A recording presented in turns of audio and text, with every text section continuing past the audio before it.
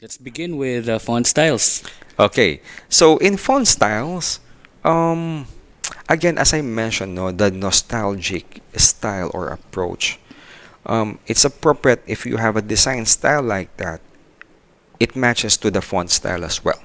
Okay, so Mm. the the 1970s font style, no, it's that's what no we'll be seeing more this 2023. Okay, so how do 1970s font style ba different or differentiate from modern fonts? Okay, so yung 1970s font style no feature, it's more exaggerated, more decorative elements compared sa modern style fonts no. They may have more or ornate or elaborated details, but as well as being wider or more condensed comparison to more contemporary fonts no.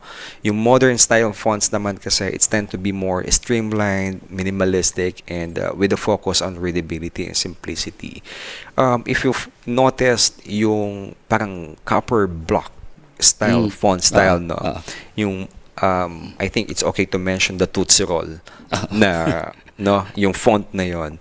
It's it's going back no as part of the nostalgic design style. The font should match the design kasi no, so this font we will be seeing a lot again no this 2023. Kayo ba, familiar ba kayo sa Tootsie Roll? Baka hindi na nila naabutan yan. I think there's still Meron pa Tootsie naman, Roll no? no, yeah, Okay. in the Pero market. iba na Oo. yung ano. Is it still the same? Well, The it's font? yeah, it's still the same font. No, they Okay. kept it eh. Oo, Okay. galing. I think I think most of the brands no, they still keep it since this is they're doing well in the market. No, they still keep those style design na yun, brand design.